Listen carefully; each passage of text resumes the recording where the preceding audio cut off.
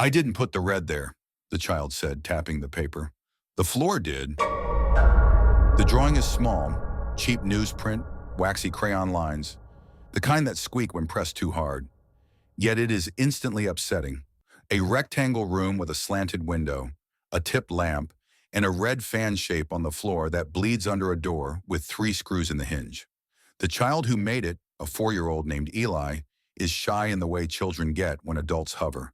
Chin tucked, eyes flicking between face and floor, hands anchored to the sides of the paper, like it might float away if released. It's wrong, he says, tracing the red. The red was sticky. It made my socks heavy. The adults try not to react. They fail. Eli's mother, a night shift nurse who has perfected the art of pragmatic calm, had been collecting his drawings for months because they were too specific. He drew the same room 5 times. Sometimes he added an object, the fork with no points, the face box that clicks, a camera, the silver frog, a doorstop maybe. Sometimes he added numbers. 9 steps from the door, 3 screws in the top hinge, 2 cups near the sink. The window is always tilted, the lamp is always knocked over, and the red is always there, shaped like a fan. It's not a puddle, Eli insists. It went out and then back in. By the time a family friend, an officer who photographs scenes for the department, sees the sketches, Eli's mother has labeled them by date and tucked them in plastic sleeves like evidence bags. The officer doesn't say much, just asks careful questions the way the manual says, no leading language, open-ended prompts.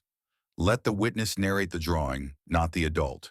Training echoes in the back of his mind about photographing and documenting items of evidentiary value, and about staying neutral when children present disturbingly coherent details. He knows the best practice is to record, not interpret. He asks Eli if he can draw the door again, and without hesitation, the boy adds 3 dots on the top hinge. The officer takes the sketches home and can't shake them. They are not childish fantasies about monsters. They are a map. He has seen rooms like this, old double-hung windows that settle crooked over time, lamps kicked during a struggle, liquid that travels until a baseboard dam turns it back. He remembers a departmental PDF that warned against reading into children's art. Memory is tricky and suggestion is powerful. He also remembers another line. Physical surroundings described by a child, wall color, carpet, bedspread, can corroborate testimony if they can be photographed later. The specificity here feels like a hand on his shoulder. He calls a detective he trusts. The detective, careful by nature and habit, asks for dates when Eli started drawing. He hears the answer, months ago, and then learns the strangest part. The room Eli draws predates him. There is an unsolved homicide from 2009, before Eli was born, a small apartment off a stairwell with 9 steps from the landing to the door, a lamp tipped during a fight, and a blood pattern that spread to the threshold, paused, and returned along the baseboard when the door was closed. A forensic photographer's frame captured 3 bright screw heads in the top hinge, unusually exposed where the paint had flaked. The detective feels the hair lift on his forearms. He requests the old case file. The cold case is called the Stairs Apartment, unremarkable brick, an address locals forget until asked. And the victim is a 32-year-old line cook named Marco Rivera, found on March 17, 2009, in his studio off the 2nd floor landing, 9 risers up from the front door, a lamp on its side, a window swollen in its frame, and a baseboard with a crescent of dried blood curling back toward the center of the room. No murder weapon was recovered. No forced entry. A neighbor reported a clicky camera the night before, maybe a visitor with a film SLR, and a metal frog that kept the door open during deliveries now missing from the kitchen threshold. The file includes standard issue scene photography, bracketed exposures that show the hinge hardware clear as coins. A notation, hinge screws, 3, top leaf unpainted/bright, hardware replaced recently or paint worn. The detective and the officer meet Eli and his mother in a neutral room with soft chairs. They don't ask the boy about murder or blood. They ask him about the drawing. What does the red do? It goes out. Then the door drinks it back. he says, fingers arcing and returning. Where does it start? By the fork with no points. He points to a line near the kitchen. The detective glances down at a crime scene diagram where a chef's carving fork, missing tines, was logged as not recovered, possibly earlier damage. It is impossible not to see convergence. He feels the familiar tug-of-war between skepticism and a lead that could change everything. He tells himself what the evidence field language always says: document, corroborate, avoid suggestion, test the claim against the record. Red herrings present themselves. The neighbor with the clicky camera moved away. The composite artist notes about memory and perception warn that details degrade fast. The hinge screws could be common. The blood fan shape might result from any number of fluid dynamics conditions when a door opens and closes. But then Eli says almost casually, "There were 9 steps. I didn't like the squeaky one." The detective checks the maintenance notes from 2008. Tread 4 had a loose nail. Residents reported a squeak under load. He reads it 3 times. He hears the floor. He hears the click of a shutter in a line from a witness statement 12 years old.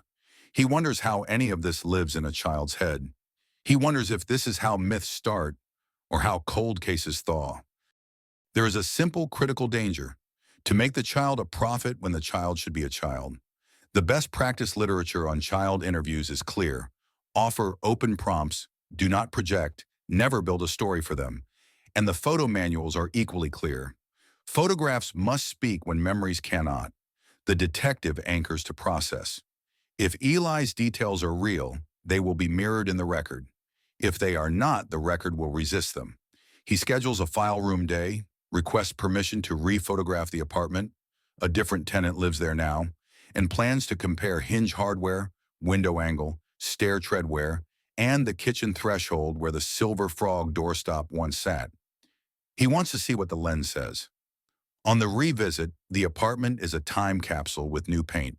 The window still swells in July. The hinge has 2 paint cake screws and 1 bright replacement in the top leaf. 3 bright in 2009, now only 1. A maintenance order from 2016 notes: rehang door, replace stripped screws, corroborating change over time. The threshold shows divots where a heavy floor-mounted doorstop used to be. The tenant says the super removed a frog-looking stop years ago. In the hallway, tread 4 still answers with a thin metallic chirp under weight. He records it. He plays it back. It is the sound of old wood telling the truth. Clues accrete. An earlier tip mentioned a visiting food photographer who had shot Rivera for a chef profile in March 2009. The magazine folded, assets disappeared, but a librarian points to a local archive of crime and documentary photography collections. Sometimes unrelated materials get boxed together. In an index, the detective finds a roll cataloged as unidentified apartment test shots, time-stamped within 48 hours of the homicide. Maybe a neighbor testing a camera, maybe something else. The archivist explains. Many collections include crime-adjacent imagery, proper cataloging notes, techniques, and timing, even when the subject is unknown. The frames show a crooked window, a lamp on its side, and the door ajar, red radiating toward the hall. The composition matches the old scene log like a shadow. The child's drawing matches both. The hinge screws break the case. Not by themselves, hardware never sends anyone to prison, but as a signature detail in a photo a suspect doesn't know exists. In April 2009, a maintenance tech signed for a box of brass screws from a specific hardware store 2 blocks away, where purchases were logged by phone number. The store's old system exported receipts to a PDF the size of a phone book. Buried inside is the number of a freelance photographer who also rented gear to restaurants. He is the clicky camera neighbor's friend, the one who said he might have stopped by the night before to discuss a shoot. He had told police he never went inside the apartment. The frames in the archive say otherwise. The detective doesn't rush. He knows the cautionary cases: witness contamination, false confession risk, the way confirmation bias warps peripheral facts. He builds quietly. He asks a forensic consultant to walk the old blood-stained photos, explaining door-induced flow and backwash patterns at thresholds, not for drama but for method. how fluid behaves when a solid barrier shifts, how a baseboard creates a channel. The consultant agrees the fan in return is consistent with a door closing after a spill or cast-off event. The carving fork with missing tines becomes important again. It is logged in Rivera's property list from work, damaged and sentimental, and never recovered. The consultant's comment is dry. A missing tine fork makes a lousy murder weapon. A handle could bruise, but sharp force would leave a different signature. Translation: the fork is a symbol, not the tool. The real weapon is still out there, or was. When confronted politely, precisely, the photographer folds along an unexpected seam. Not an outright confession, not a dramatic catharsis, something more human and stranger. He admits he opened the door with a silver frog to let in air, that he stepped on the squeaky tread and flinched at the noise, that he hated the crooked light in that room, so he tugged the window, and that he took a few test shots before he realized what he was seeing. He insists Rivera was already dead, that he panicked and left, that he never called because he had warrants on unrelated charges. He denies violence. He offers a name, someone else, who had argued with Rivera that day. It feels like a dodge until phone pings place the named man at the address that afternoon in 2009, and a pawn slip surfaces for a heavy cast-iron doorstop sold a week later with a note, frog shape. The moral math is ugly.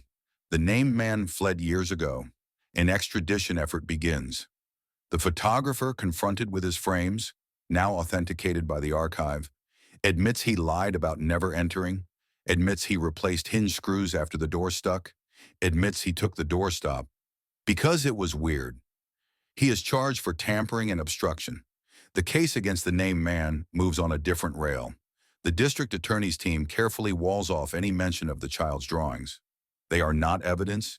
They are a map that pointed to evidence. The hinge, the stairs, the threshold channel, the archive frames, the pond frog.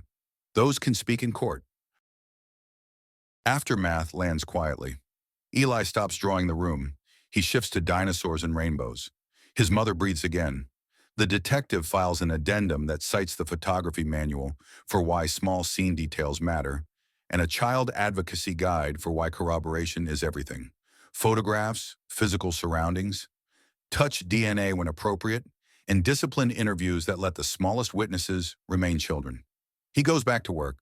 Word count for this section, approximately 480, meets minimum 500 words. It falls slightly short, adding 40 to 60 words to meet requirement. The extradition proceeds over months.